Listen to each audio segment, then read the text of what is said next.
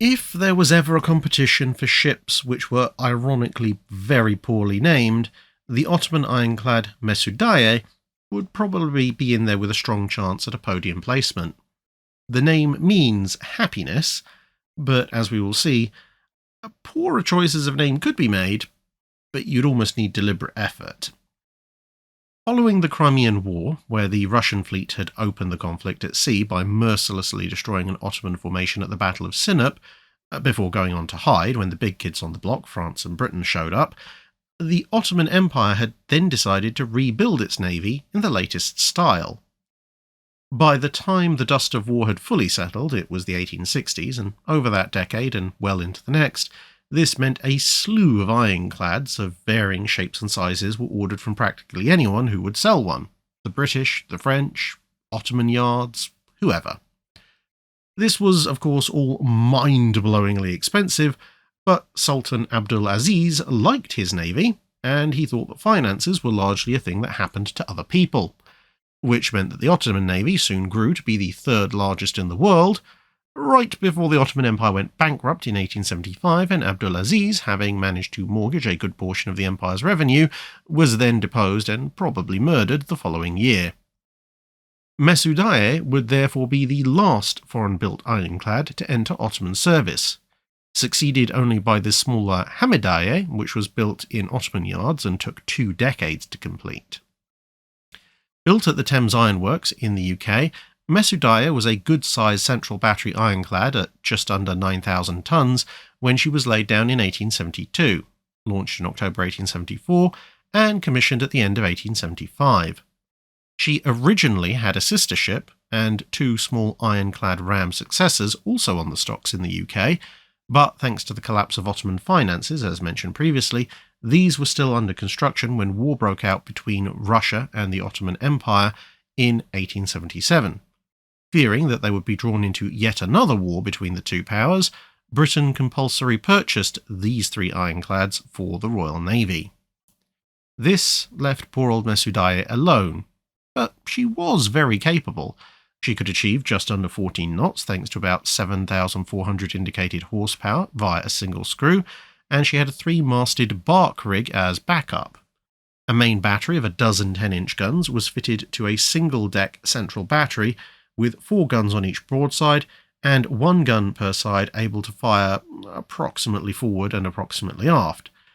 However, these arcs were quite restricted, so the guns couldn't quite fire directly ahead or astern, nor in fact directly perpendicular, just a little bit more fore and aft than the broadside guns. For this reason, 3 7-inch chase guns were installed on the upper deck, 2 forward and 1 aft, and she was also fitted with a ram bow. Armour was a maximum of 12 inches of iron over the machinery and magazines, which thinned down to 5 inches and then 3 inches as you reached the ends of the ship. However, the 12-inch section was actually only 12-inch thick in the middle of the belt. The upper strake was 10 inches thick and the lower portion was 9 inches, thinning down to 6 inches. The guns themselves sat in a protected battery that was made up of a 10-inch lower and 7-inch upper section of armour.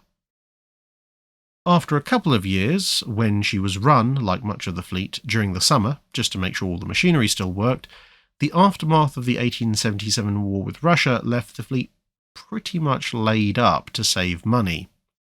The engine seized up due to neglect, and she became heavily fouled.